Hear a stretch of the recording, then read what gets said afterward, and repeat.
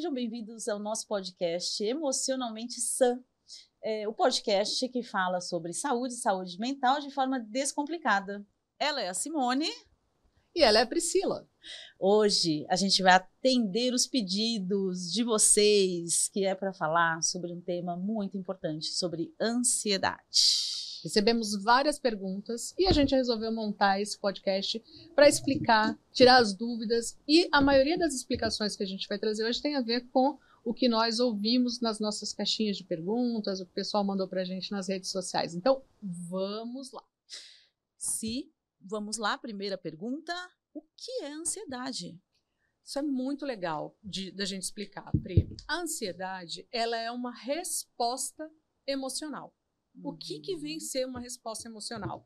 Então, ela é tão natural como a gente sentir alegria, tristeza, raiva, vergonha. Ela é uma resposta, ela é uma emoção. Então, eu queria deixar muito claro que a ansiedade, ela não é um problema. Né? Ela não se transforma num transtorno só porque eu senti. A ansiedade é uma resposta de uma situação. Por exemplo, se eu estou numa situação que eu me sinto estressada ou que eu me sinto ameaçada, o meu nível de ansiedade vai subir. Por que é o nível que sobe? Porque ela já existe como emoção, como uma resposta emocional dentro de mim.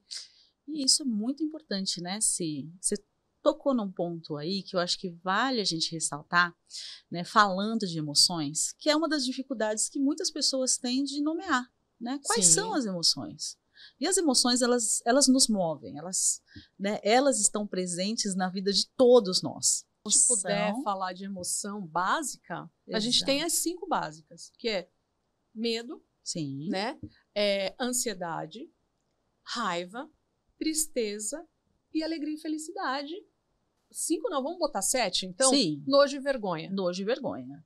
Então, a gente tem essas emoções, né? E somos humanos. Todos nós sentimos emoções. Exato. Né? E a gente tem aí diversas emoções para a gente nomear. Exato. Mas falando das emoções básicas, né? Essas emoções é aquelas que a gente mais fala porque elas estão mais presentes nas nossas vidas. Exatamente. E aí, você trouxe um ponto que é um ponto muito importante. A ansiedade também é uma emoção como qualquer outra. Né?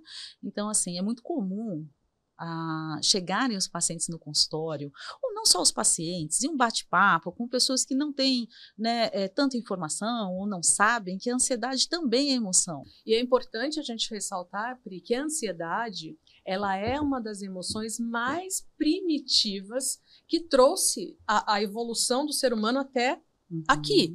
Porque imagina só, lá nos primórdios, né, no tempo das cavernas, ainda com o meu cérebro primitivo, não que ele tenha evoluído muito, tá? O cérebro ainda é um cérebro em evolução. Então, lá na época das cavernas, vamos supor que eu saio da minha caverna para buscar alimento. E eu me deparo com um dente de sabre. Aquela descarga de adrenalina, do susto de ver aquele dente de sabre, aquilo faz com que o meu corpo entre em ebulição, para eu ter algumas respostas. Nós temos um cérebro primitivo, e como você bem descreveu, é um cérebro que está ainda em evolução, já evoluiu muito. Por exemplo, hoje eu não preciso sair da minha caverna para buscar comida, porém eu continuo sentindo ansiedade. Mas a sensação, né? A sensação do primitivo para hoje, né? Mesmo com esse cérebro mais evoluído, é a mesma sensação. A gente tem a mesma sensação, que é também uma sensação que a gente tem que nos protege também de muitas coisas. Sim, porque imagina, Pri, eu saio da minha caverna e dou de cara com um dente de sabre. Da próxima vez que eu for sair, eu já saio com essa previsão. Será que eu vou encontrar um dente de sabre lá fora? E essa previsão de que alguma coisa ruim poderia me acontecer, ela vem por conta da ansiedade. Então, a ansiedade, ela nos salvou de sermos extintos como espécie, certo? E hoje, por que será que essa ansiedade que me salvou, me trouxe até aqui, está me causando tantos males? Então, a gente vai falando também da manifestação da ansiedade. Então, a ansiedade, ela se manifesta também tanto no aspecto físico quanto psicológico. Sim. Né? Então, assim, tem uma diferença entre a ansiedade e o medo. Então, a ansiedade, ela vem com sintomas diferentes do medo. A ansiedade, ela tem uma perspectiva de um futuro catastrófico. Exato. Então, você pode ver, quando a gente entra no processo de ansiedade, né, por algo que está para acontecer, esse pensamento, talvez ele esteja muito quente, lembrando que pensamento está ligado a emoções e da forma que a gente sente, a gente se comporta. Exato. Então, se essa intensidade dessas emoções, né, da emoção da ansiedade, ela está muito alta, a gente vai, né, ter uma manifestação psicológica, a gente vai ter essa parte cognitiva afetada também. Então, a gente vai ter pensamentos mais acelerados, os pensamentos enviesados para um lado mais negativo, catastrófico, de que o pior vai acontecer. Então, consequentemente, a gente passa a ter também aspectos físicos. Quando a gente fala de ansiedade e de medo, eles andam muito próximos Sim. ali uns dos outros, né? A ansiedade e o medo. Vamos fazer uma diferenciação aqui. No medo, quando eu sinto medo, geralmente ele vem de uma situação real, né? Real no seguinte, eu posso pegar esse medo. Eu entro num quarto escuro, eu sinto medo. Eu vejo alguém apontando uma arma para mim, eu sinto medo. Eu penso que eu vou apresentar um trabalho e que esse trabalho pode ser uma catástrofe, isso já é ansiedade. Porque eu estou prevendo o futuro catastrófico. No medo, eu tenho duas reações possíveis diante do medo. Ou eu enfrento aquilo, ou eu fujo daquilo. Com relação à ansiedade, o que acontece? Eu fico prevendo coisas. Eu fico pensando, e se der errado? E se rirem de mim? E se não der certo? E se eu for e me arrepender? Esse pensamento está mais ligado à emoção da ansiedade do que à emoção do medo, entendeu? Essas reações fisiológicas, elas são essa descarga de adrenalina. Então, eu começo a funcionar como se estivesse numa ameaça. Sim. Por exemplo, eu acho que quem não passou ainda vai passar, mas falar em público, esse é clássico. É clássico. É clássico.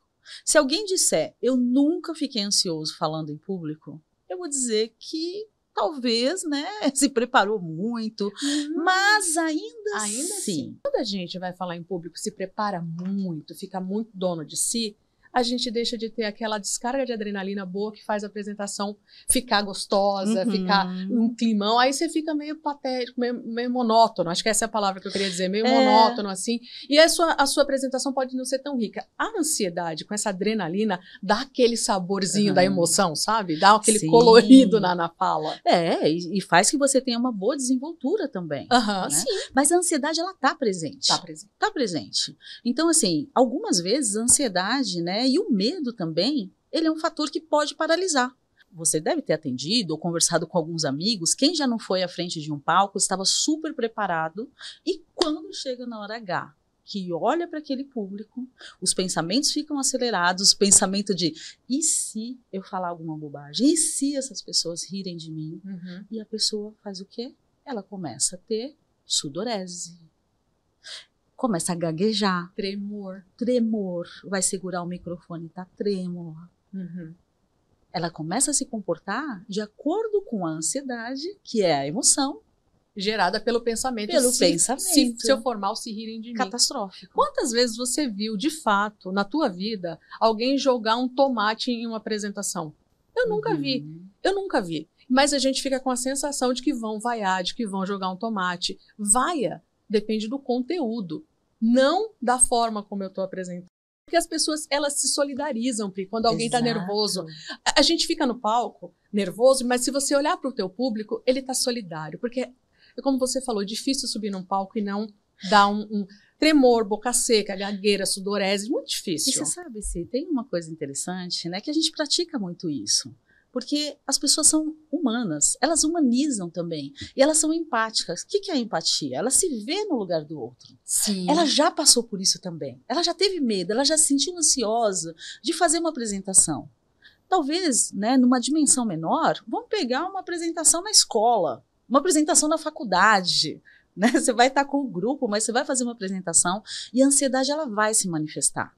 Agora, tem um fator que é muito importante, que a gente, né, como nós somos psicólogas, que nós somos especialistas na abordagem terapia cognitivo-comportamental, onde o princípio, né, básico é a gente funciona determinada situação, de acordo com o que a gente pensa, de acordo com o que a gente sente, a gente se comporta. Exato. Claro, depois a gente, né, vai dar mais detalhes sobre isso.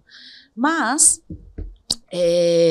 essa questão, né, da TCC, a gente trabalha muito isso no consultório. Mostrar para o paciente, né, mostrar que a forma que ele pensa, às vezes está disfuncional. Exatamente. E ele pode fazer essa autorregulagem. Uhum. Né? E até falando dessa questão da ansiedade, eu costumo dizer para os meus pacientes o seguinte: a ansiedade, ela vem a ser essa descarga de adrenalina que te faz levantar pela manhã, que faz você ter metas, que faz você querer correr atrás, viver. Uhum. A falta de ansiedade traria uma apatia, uma depressão, talvez que te impedisse, né? Que é o oposto. Que é o oposto. A ansiedade é a depressão. E eu costumo dizer com meus pacientes, vamos chamar assim, porque é tão difícil identificar emoção para algumas pessoas, que eu dividi a ansiedade. Não existe emoção boa nem emoção ruim. Mas eu falo para eles, olha, quando for uma coisa positiva, que você sentir essa adrenalina, vamos chamar de expectativa. E quando for algo assim, eu estou prevendo catástrofe, meu futuro não vai ser bom, ou vai acontecer alguma coisa muito ruim, vamos chamar de ansiedade ruim. E aí, à medida que eles vão evoluindo nessa percepção, a gente começa a fazer uma avaliação também que ajuda o paciente a saber como é que está o nível de ansiedade. Você pode sentir ansiedade de 0 a 10 numa situação. Qual foi o teu nível de ansiedade hoje para começar o pod? De 0 a 10. Boa pergunta, Si. Olha, eu classifico como 7. Por que 7? Porque, né, eu levantei, eu tinha que me preparar, né? Então foi uma ansiedade, né? A ansiedade ela esteve presente até eu chegar para nossa gravação. Eu te encontrar, né? Eu pensei, puxa, será que vai dar certo? Né? Será que a Simone consegue chegar? Ela está vindo de Sorocaba? A gente está esquecendo alguma coisa? Mas olha, né? Os pensamentos eles perpassam a mente. É natural. Agora, vamos imaginar que esse pensamento fosse assim, não vai dar certo. Exato. Esse podcast vai ser um fiasco. Não vai ter visualização. Essa ansiedade que estava em 7, provavelmente ela iria para quanto? 10. Para 10. Agora, sabe, se você trouxe essa questão da escala, que a gente utiliza na TCC, essa escala para medir o humor. Sim. Né? As emoções. Então, isso já é uma dica, né, para a gente se auto-aplicar. Eu faço esse exercício diariamente, constantemente. Você sabe o que eu faço com os meus filhos? Eles são pequenos e quando eles se machucam e estão lá gritando com dor e tal, eu pergunto de 0 a 10 qual é o nível da dor. Isso. E eles conseguem me dizer. Aí eu tenho uma noção se aquela dor é muito intensa ou se é um choro muito intenso, um comportamento de chorar, né? Então, isso é uma prática que a gente pode levar para o nosso dia a dia. De 0 a 10, quanto que está a ansiedade? Pensando que 0, ela está muito baixa, mínimo, e 10 está alta. Lembrando que a gente vai regulando. Então, assim, normalmente a gente vai estar em 4, 5. Lembrando que a ansiedade, ela está presente em nossas vidas. Sim. A gente está indo trabalhar, a gente está indo para uma reunião, a gente está indo buscar os filhos na escola. Vou me atrasar para chegar na gravação do pod. Exato, vou me atrasar para buscar meus filhos na escola. Ou aquela ansiedade, né, Si, que você deve sentir. Tô saindo do trabalho, tenho que buscar meu filho. Meus filhos têm que levar na aula de natação e depois sair daqui. É ansiedade também. É uma ansiedade. E me faz pensar em como que eu vou encontrar uma solução para resolver isso. E se eu não conseguir, como vai ser? E aí tem uma coisa importante. Quando a ansiedade está muito alta, a gente precisa parar e pensar em busca de soluções. O que eu faço que resolva o meu problema? Ou o que eu faço que vai me ajudar futuramente a não ter esse nível de ansiedade? É diferente de uma ansiedade para viajar, né? Mas segura aí que a gente vai trazer dicas, vamos praticar, né? Não vou dar spoiler, vamos praticar. Não dá spoiler, vamos lá. Vamos falar... Agora, tem uma questão... Olha as ansiosas. Não somos ansiosas, não. Não somos ansiosas. As psicólogas não são ansiosas. É proibido ser psicóloga que tem ansiedade. Não o pessoal pode. pensa isso, viu? Gente, vem cá, né? Pra quem me conhece sabe, uma das minhas características. Eu sou ansiosa, eu trabalho a minha ansiedade, tá tudo bem. Eu tenho um amigo, que ele fala assim, isso zoando, né? Essa ansiosidade. E a gente começou a falar muito ansiosidade, ficou engraçado. Tá muito com ansiosidade. Então, a gente não pode ter, né, esse nível de ansiedade. Agora, a gente tá falando a gente aprendeu a lidar, é diferente com as estratégias, com as técnicas. Então, a gente sabe lidar com essa emoção. Agora, É não a mesma sentir. ansiedade. E, gente, é a ansiedade que você sente é a ansiedade que eu sinto. Então, Claro. é uma emoção comum a todos. É humano. É humano. Agora, tem uma coisa importante para a gente falar, Pri. Como é que a gente faz o diagnóstico de um transtorno de ansiedade?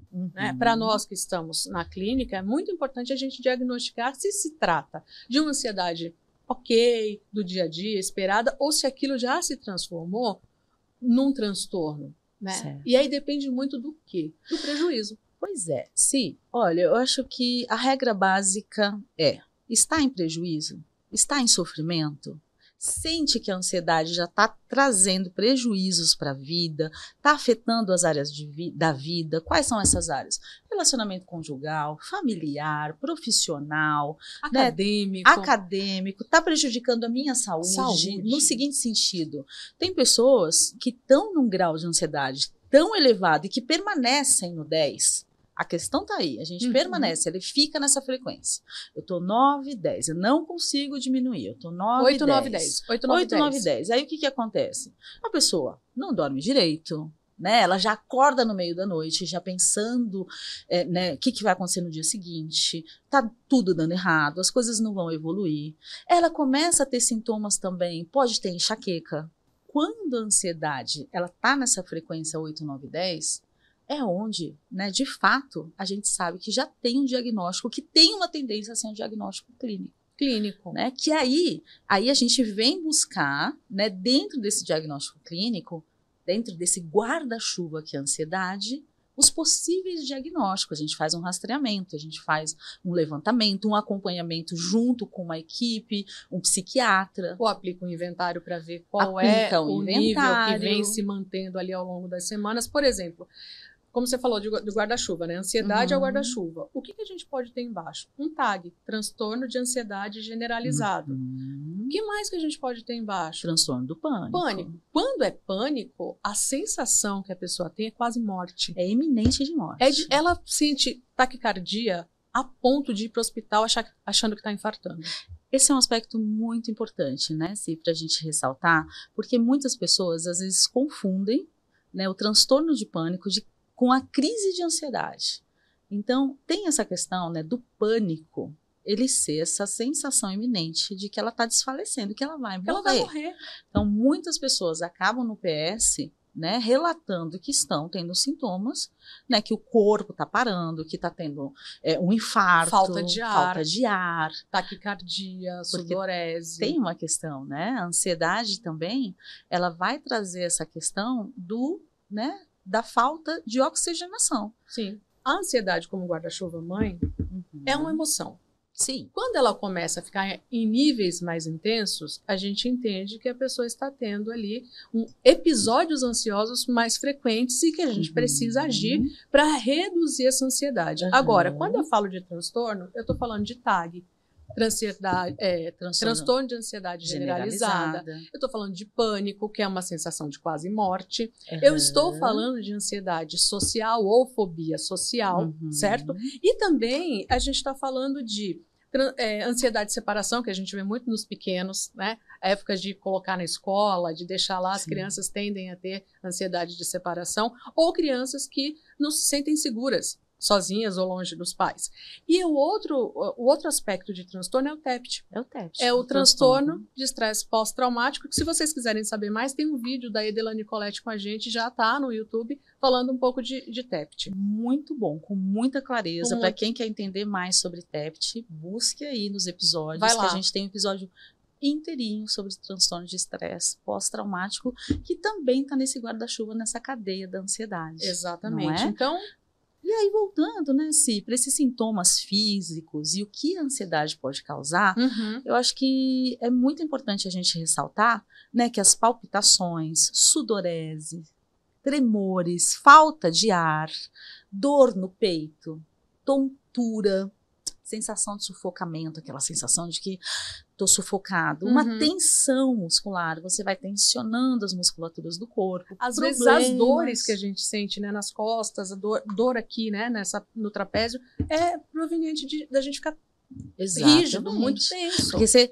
muitos problemas também, a gente vai trazer especialistas aqui que vão falar sobre isso, né? Mas sobre a TM. Então, quantas pessoas, né, têm essa questão, né, de travar aqui a mandíbula e que está ligado, possivelmente, à ansiedade também. Você sabe que eu tive um processo, né, mais ansioso, um período mais ansioso na minha vida, que eu tive que colocar a placa. Sim. Porque eu estava super rígida e a ATM é algo super prejudicial, né? Para o teu sono, para a tua saúde. Eu acabei tendo que usar porque eu já estava com um bruxismo, né? Algo assim bastante importante. Isso me causava dores de cabeça matinais.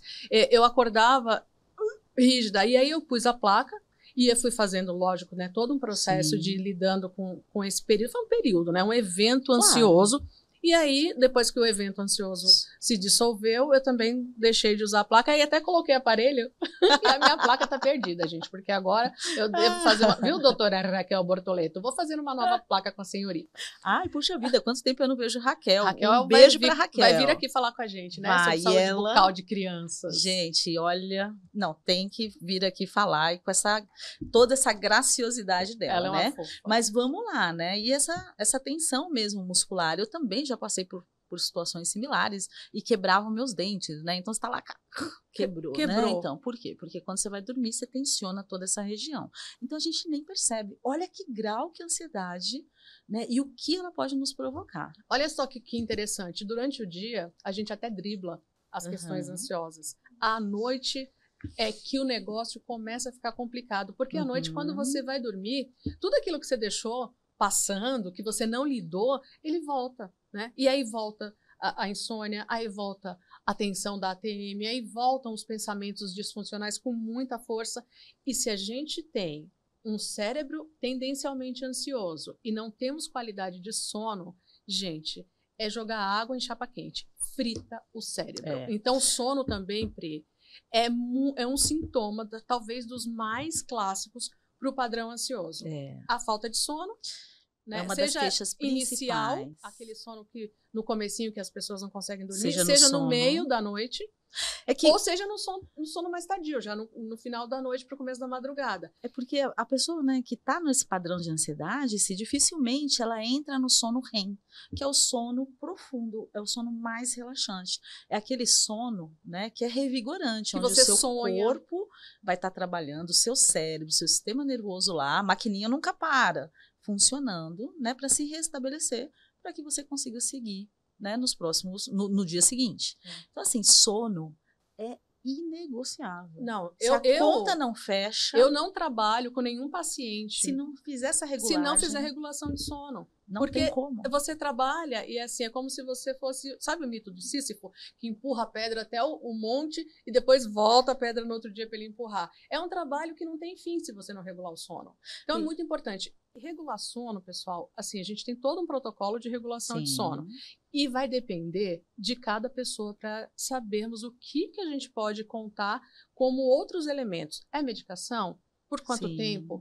São exercícios físicos? É mudança de alimentação? É mindfulness? A gente tem aplicativos, nós temos aí muitas ferramentas na mão, por causa da tecnologia, que vão ajudar a fazer essa regulagem. Exato. Mas, claro, se a pessoa não entender o que ela está passando, o que ela está sentindo, nomear, né, essa ansiedade, entender que pensamentos são esses, é muito difícil fazer essa regulagem do sono também. Por isso que a psicoterapia, a terapia, ela é fundamental também nesse processo. Para quem tem acesso, para quem, né, pode, né, tá fazendo esse tipo de acompanhamento, é fundamental, porque aí é um autoconhecimento, né, da pessoa que ela vai levar para a vida. Exatamente. E a gente trabalha nesse sentido também, que eu acho que é fundamental a gente ressaltar que a TCC ela tem esse fundamento. Talvez, eu ouso dizer que a TCC hoje é uma das abordagens mais indicadas. Ela é ouro. Para trabalhar transtorno de ansiedade. Exatamente. Porque a gente usa algumas ferramentas que, de fato, ajudam esse paciente a lidar com essa ansiedade. A gente não vai tirar a ansiedade da pessoa, porque não existe ser humano que sobreviva sem ansiedade. O que a gente vai ajudar muito essa pessoa a fazer é lidar para regular o humor ansioso. Exato. Esse é o nosso papel. Você sabe, curiosamente, né, eu vou trazer algo aqui, você deve passar bastante por isso também, porque a gente tem uma demanda muito alta no consultório, na clínica, de pacientes que têm transtornos de ansiedade, né? Tá nesse guarda-chuva da ansiedade. Você sabia que o Brasil está entre os 4 países que mais têm transtorno ansioso e depressivo? Se a gente pegar os dados, é só você colocar aí, né, no Google, pela Organização Mundial da Saúde, você vai ver aí os índices elevadíssimos, né, que falam sobre as doenças mentais, e o Brasil está ranqueado como um dos primeiros, né? Tem 2 coisas que me entristecem quando eu vejo o ranking. Esse, de que nós somos os maiores em transtorno de ansiedade e depressão, e o outro que eu vi essa semana foi que o Brasil é o 4º maior poluidor por plástico. Pois é. Então, assim, gente, a gente precisa cuidar da saúde física e mental, mas a gente precisa cuidar do meio ambiente também, né? Sim, então, uma coisa está interligada. A gente está no ranking de tudo. Bom, eu não sei, né? Quais são os rankings bons? Eu espero que venham logo os números bons também, porque a gente também tem muita coisa boa. Eu sou uma pessoa bastante otimista, tenho uma esperança muito grande em relação, né, ao futuro. E quando a gente trouxe esse podcast para falar sobre saúde mental, foi de uma forma muito genuína, né, da gente trazer esse conhecimento também para divulgar, né, para contribuir com a sociedade, com as pessoas, para que elas possam ter também essas informações e, né, para poder também a gente baixar aí nesse ranking, né, do Brasil ser o país que ranqueia, um dos países que ranqueia, né? E tá vindo mesmo esse debate cada vez mais. As pessoas estão mais interessadas, eu acho que saúde mental hoje ela ainda tem muitos rótulos, tem muito preconceito envolto, mas esse estigma também já está baixando. Eu acho que as pessoas estão entendendo que se você não cuida da mente, do cérebro, como um órgão do corpo, como você cuida do seu coração, do seu pulmão, qualquer outro, a conta não fecha, a nossa cabeça não está separada do nosso corpo, né? Para fazer um bom tratamento, seja ele para qualquer transtorno ou qualquer questão emocional, a gente precisa de um tripé. Para mim, esse tripé está em autocuidado através de terapia, que vem o autoconhecimento, alimentação e exercício físico, e a questão de ter um médico psiquiatra para chamar de seu, se for necessário. Se for necessário. Se for necessário, porque eu sigo insistindo nessa tecla. A gente toma remédio para tudo, mas para o cérebro não, como se ele não fosse um órgão. Né? E ainda tem as crenças, eu tenho que dar conta disso sozinho. Se eu não der conta, significa que eu sou um fracasso. Isso ainda estamos, né, a curtos passinhos, fazendo pequenos trabalhos de formiguinhas para que as pessoas percebam que elas não precisam dar conta de tudo. Não precisa sofrer, gente. Tem como fazer um trabalho bom. Não sofre. Se você está aí sofrendo, não está dormindo, está com ansiedade em níveis elevados, se pergunta aí qual é o teu nível de ansiedade na última semana. De 0 a 10. De 0 a 10. Faz uma média. Você está sentindo essa média é importante. Se tiver alto, pede um terapeuta para chamar de seu, um psicólogo para chamar de seu, de seu. Se não for possível um psicólogo, pede ajuda para o seu conversa familiar, com alguém. Conversa com um amigo, diz, olha, escutei o podcast lá da Cida Pri, entendi que eu tô ansioso. Tô tendo prejuízo ansioso. E outra questão também importante, manda pergunta pra gente, que assim que possível a gente responde pelo direct, pelo Instagram, a gente tá aqui para contribuir mesmo. Então, Pri, pensando nisso que você estava falando, eu acho que a gente pode ajudar o nosso público dando dicas de como lidar com a ansiedade através de técnicas que a gente utiliza em clínica. São técnicas estudadas empiricamente, cientificamente comprovadas. Essas técnicas são técnicas da terapia cognitivo-comportamental, são técnicas de mindfulness, são técnicas da DBT, né, da dialética do comportamento. Então, acho que a gente podia... Você está disposta aí a experimentar uma técnica, doutora Priscila Braga? Então vamos lá, vamos lá, vamos testar essa técnica. Gente, acompanha aqui com a gente. Primeira dica importante, Pri, para interromper, já que a gente já falou para vocês que a ansiedade é uma resposta emocional de uma situação. Então eu estou passando por uma situação, eu penso algo sobre aquilo, e esse pensamento pode me gerar ansiedade. Então, a primeira dica que a gente pode dar é interromper o fluxo de pensamento. Pensa que o fluxo de pensamento é uma corrente elétrica. E eu preciso tirar da tomada para essa corrente parar de correr. E às vezes eu brinco até assim, eu falo, é um fio desencapado. Sabe que ele fica... Você Sabe, precisa quando tirar você da tomada. Você tem que tirar. Você Tem tá que tirar. passando na rua, fica dando aqueles pequenos curtos-circuitos. Então, primeira coisa, para interromper o fluxo de pensamento, faz algo físico. Eu estou sentada no sofá, catastrofizando, pensando que não vai dar certo. Levanta. Levanta, sai dali. A gente brinca, né? Vai dar uns pulinhos. Faz um polichinelo. Eu descobri, gente, no CrossFit que o nome não é mais polichinelo. Eu nem sei como é o nome novo. Mas eu fiquei me sentindo meio Balzáquia, juro pra vocês. A menina falou, você tem que fazer um rinse, break, flag. Eu falei, que desgrama é isso? Ela, isso aqui. Eu falei, minha filha, isso é polichinelo. Né? Aí já descobri que eu tô cringe, né? Cringe, né? É cringe. Cringe. Gente, polichinelo. Polichinelo, né? Tem Faz outro nome agora. Eu vou descobrir o nome depois eu te falo. Muito anos 90, 80. Então, levanta, molha o pulso, lava o rosto. Por que molhar o pulso e lavar o rosto ajuda? Porque a sensação da água fria dá um despertar no cérebro. E também tem uma questão, Si. Quando você coloca isso, né? A sensação da água fria, o que vai acontecer? Automaticamente, o seu cérebro vai mudar o foco. Muda o foco. Ele fala, opa, peraí. Então, aqui não está em situação de perigo? Então, peraí, deixa eu ir para um outro lugar. Está acontecendo alguma coisa aqui que eu preciso investigar. Eu preciso olhar. Eu preciso investigar. Então, automaticamente, aqui, você distrai seu pensamento para um pensamento mais funcional. E sabe outra coisa que acontece geralmente? Porque os sintomas físicos da ansiedade variam de pessoa para pessoa. A gente falou todos aqueles, mas varia muito. Então, por exemplo... Não é que vai sentir tudo também, gente. Não, tem gente que só treme a perninha assim, né? Não sente tantas coisas. Por exemplo, a questão da ansiedade, ela pode ficar ofegante. Eu tô ansioso e eu tô ofegante. Então... Você vai hiperventilando os pulmões. Vai hiperventilando. Não faça essa curva. Você tá esquecendo de... É como se você estivesse esquecendo de respirar. Você tá com a respiração curta. Não vira o teu corpo para frente, porque isso comprime o pulmão. Hiperventila. E diafragma. Então, você pega uma posição mais reta e vai fazer uma respiração que eu vou treinar com a Priscila. Vamos lá. Ela é uma respiração do Mindfulness. Dicas Psi, a Carla Fragomeni dá as dicas em cada programa, ela traz dicas valiosíssimas que estão também no Instagram. E então, essa respiração, ela é simples. Ela é feita em 3 etapas. Eu gosto sempre de lembrar. Gente, uma posição ereta. Né? Eu tô fazendo...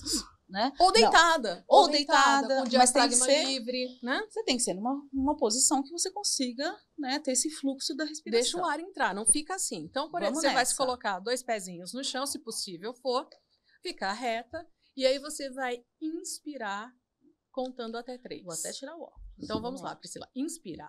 1, 2, 3. Segura. 1, 2. Agora solta em 5. 1, 2, 3, 4, 5. De novo. 1, 2, 3. Segura. 1, 2. Solta. 1, devagar. 2, 3, 4, 5. O que é importante aqui? Agora foi pra inspirar zero. pelo nariz e expirar pela boca. Sim. E quando que a gente para? Quando você sentir vontade de bocejar. Isso dá mais ou menos um minutinho. Né? Tá muito atrapalhado ali, a ansiedade está comendo seu cérebro, faz essa respiração. Bocejei já é um sinal de que você já começou a regular essa ansiedade. E persista, né? Tem pessoas, eu não consigo fazer, né? Persista, porque consegue fazer. É uma respiração. A gente está respirando a todo momento. Então, é só você entrar em contato com isso, né? Se conscientizar e também focar na respiração. Só isso já diminui o índice de ansiedade. Tem uma técnica que você pode juntar com essa da respiração, que é de atenção plena. Enquanto eu estou respirando, estou aqui contando, né? Estou prestando atenção na minha respiração, eu posso começar a prestar atenção em um objeto. Por exemplo, eu tenho uma caneta aqui. Aí eu vou descrevendo essa caneta. É uma caneta branca, tem um logo do Emocionalmente Sã, a tampa preta, né? Ela tem uma ponta, a cor dela é azul. Eu vou fazendo a descrição dessa caneta enquanto eu sigo respirando.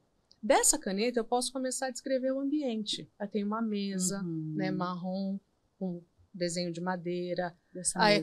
Essa mesa tem caneca, tem os blocos de anotação. Quais são as cores? As cores, aí eu vou vendo aqui o meu ambiente. Então eu parto do micro para o macro. E se eu estou na rua, Começa a olhar a Também. placa de carro, escolhe um tipo de carro, árvore, uma pessoa, descreve. vai descrevendo aquilo na tua cabeça e você vai fazendo esse processo de chegada. Que isso também, né, se é o mindfulness, é a atenção plena. É a atenção plena. O que acontece? Para um cérebro ansioso, ele está no piloto automático. Então, ele não está parando para prestar atenção em nada. Né? Então, ele está ele está automatizado. Ele está andando sem saber onde ele está. Né? A pessoa está aqui olhando a caneta, mas não está sabendo que objeto é esse. Então, mindfulness é isso, é você trazer para o presente. Colocar o cérebro e o corpo no Exato. mesmo lugar. Não adianta eu estar aqui contigo, preocupada em casa com as crianças, ou com minha sogra, meu sogro, ou com alguma conta para pagar. Se eu estou aqui, eu preciso ficar integralmente aqui. A minha preocupação lá não vai resolver a preocupação de lá. Então, eu preciso ficar aqui e fazer o meu melhor.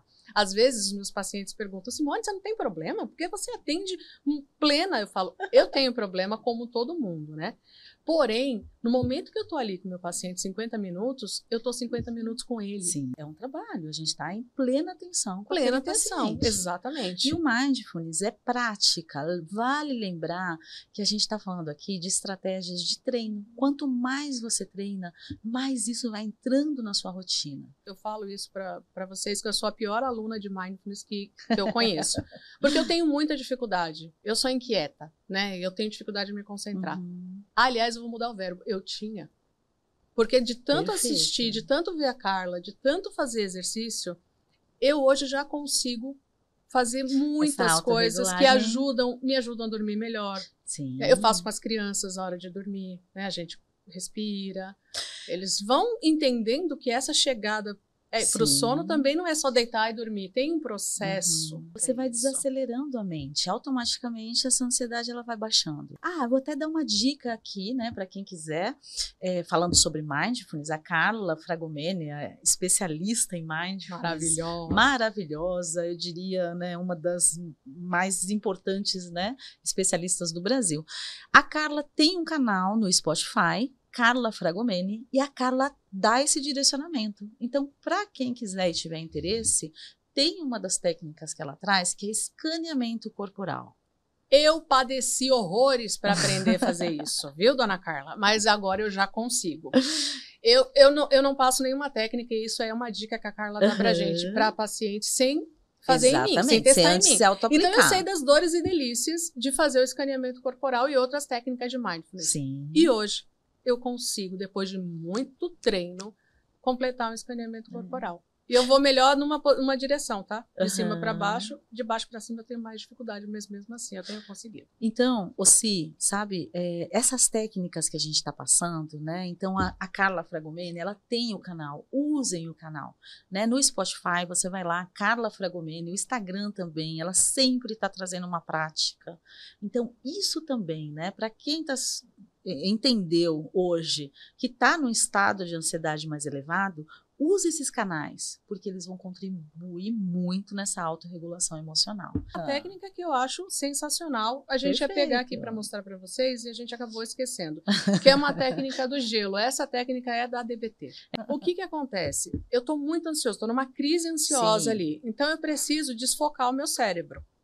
Eu ponho uma pedrinha de gelo na mão, seguro, conto 1, 2, 3, 4, 5, solto.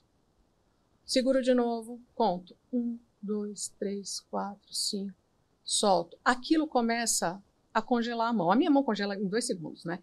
E aí queima. Começa a arder. Isso tira o cérebro do foco ansioso. O mesmo cérebro circuito, né? O que ele imagina? Da respiração. Que está muito gelado aquilo, ou a pessoa está se afogando, ou que está faltando ar, então ele começa a mandar mais oxigênio. Exatamente. E abrem todas as vias respiratórias para te salvar. O cérebro quer te salvar, porque a gente tem esse instinto de sobrevivência. Então o cérebro entende, está acontecendo alguma coisa errada. Eu preciso ajudar essa pessoa. Então você interrompe aquele fluxo do desespero, quase beirando ao pânico. Você sabe que essa técnica do gelo, né, gente? Eu sempre também falo com os pacientes, né, que já estão nesse nível 8, 9, 10, sabe, Si? Não estou no 8, 9, 10, então vamos usar outras práticas, né? Deixa essa do gelo também para quando você tiver numa intensidade muito alta, talvez um transtorno de pânico. né? Porque ela ajuda muito a fazer essa autorregulagem. Mas o nosso cérebro tem essa plasticidade. Então, quanto mais se treina, mais habilidade você vai. Não deixa para fazer na hora da crise. Ô, gente, vai treinando todo dia, porque na hora você já vai estar super bem naquilo. Não dá para correr 400 metros rasos em 10 segundos se você não treina. Então, é a mesma coisa, precisa treinar. Vamos lá. Você vai correr. Né? Você corre, eu vou correr uma maratona. Ninguém acorda e fala, amanhã eu vou correr uma maratona. Você não vai correr uma maratona, né? Vai ser uma frustração muito grande, Desculpa, porque você não vai concluir, né? Então, assim, eu quero correr uma maratona, então eu vou ter que começar a treinar. Treina um pouquinho por dia. Isso já vai fazer toda a diferença. E né? eu tenho uma última dica, Pri, que eu falo Vamos assim, lá. você tem que ter o seu paraquedas mãe, que é aquele que quando você acorda todo dia e salta para a vida, você precisa abrir esse paraquedas, porque você vai pousando de maneira mais suave. Então, é como se você acordasse todo dia de manhã, sabendo que você é ansioso, e saltasse desse avião sem paraquedas. Esse paraquedas tá ali, né? Você já tá regulado, tá fazendo terapia, tá fazendo suas atividades físicas. Tá se alimentando bem, tá se alimentando, dormindo. dormindo. Mas aí aconteceu alguma coisa, um evento estressor. Né? Um evento na tua vida que fez você se estressar. Tenha sempre um paraquedas reserva, que é aquele que se o paraquedas principal não abriu, você puxa o reserva. E o que é o reserva? Técnicas de respiração, técnicas de gelo, fazer essa questão de interromper o pensamento. As técnicas guiadas de mindfulness da Carla Fragomeni. Um playlist com as músicas que te deixam feliz. Tem gente que ama cozinhar, né? Pra cozinhar pra mim não funciona, tá, gente? Eu não tenho essa paixão por cozinha, não. Mas quem gosta, faz o mise en place, vai lá cozinhar, vai tomar um banho. Isso, né? um banho Passa uma bucha, né? Presta atenção, toma um banho quentinho. Uma coisa pra mim que é fantástico, que você me conhece, você sabe, pra mim o contato com a natureza, né? Se eu estiver no mar, numa praia, na montanha, no Parque do Ibirapuera, isso pra mim já é uma regulagem.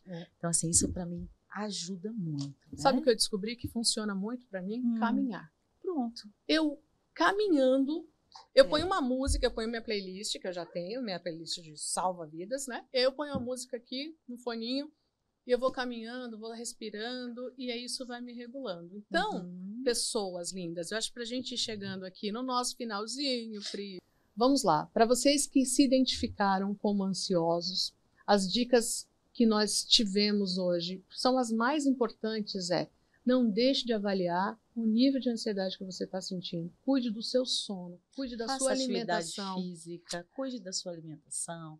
Atividade física, gente, é remédio. E qualquer coisa, se você sentir que por qualquer motivo você não está dando conta e você não precisa dar, tenha um psicólogo para chamar de seu.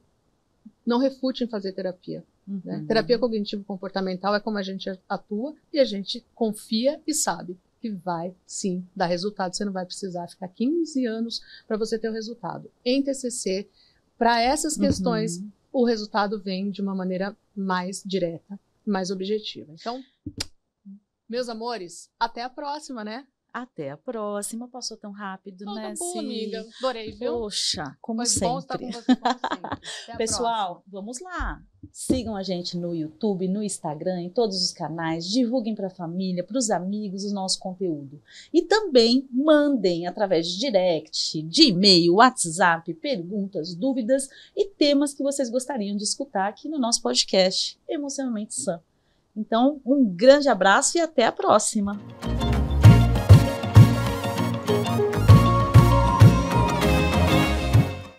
Vamos à nossa dica Psi de hoje. Eu sou Carla Fragomeni, sou psicóloga especialista em Mindfulness, atenção plena.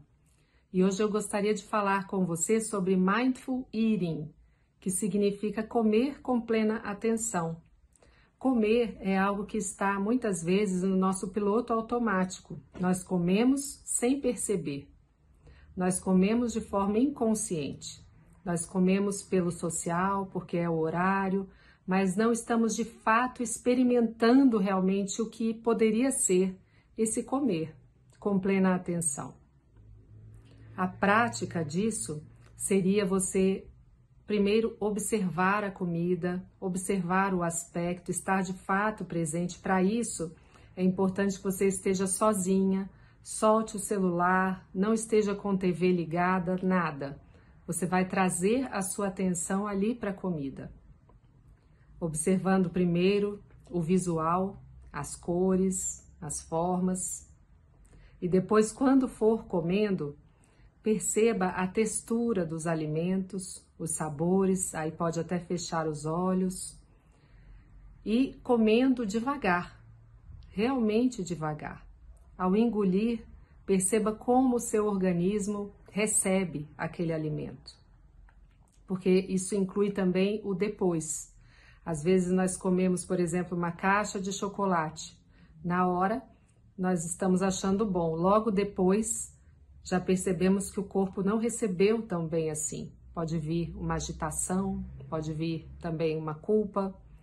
E de que adianta aqueles pequenos momentos de prazer, que inclusive esse prazer é questionável, tá? Porque nós de fato temos uma liberação de dopamina. Na primeira mordida, por exemplo, um chocolate é muito grande, libera dopamina. Na segunda mordida já é só metade disso e da terceira mordida em diante nós já não temos mais aquela liberação. E nós continuamos desejando aquilo. E então comemos, comemos e comemos. E existe esse perceber depois, como esse alimento desceu, como eu estou me sentindo. O antes e o depois fazem parte do alimentar-se com plena atenção. Refletindo sobre, tendo autocompaixão nesse momento da escolha, tem uma caixa de chocolate, um suco ou algo assim. Pensar também nos benefícios, no como eu vou me sentir bem, como o meu organismo vai se alegrar diante daquele alimento que de fato está nutrindo.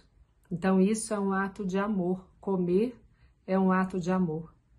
Uma vez eu estava fazendo esse exercício de Mindful Eating com uma aluna e ela só tinha um biscoito waffle de morango, que ela adorava e estava sempre com ela. Eu falei, vamos usar esse biscoito. E fomos comendo e eu ia perguntando para ela, como você está percebendo?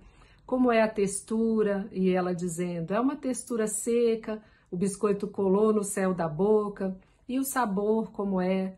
É um sabor forte, artificial, assim, de morango, um cheiro bem forte também. E como você sente quando você engole? Ah, parece um bolo, assim.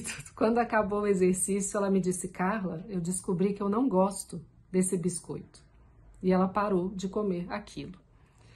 Então, tem muito a ser explorado. Mindful Eating é em si uma meditação, é uma prática meditativa, tem cursos inteiros sobre isso e tem muito, muito a se explorar. E isso é um ato de auto-amor. Comer com atenção plena. Experimente. E vamos seguindo emocionalmente sãs. Obrigada, pessoal. Até a próxima.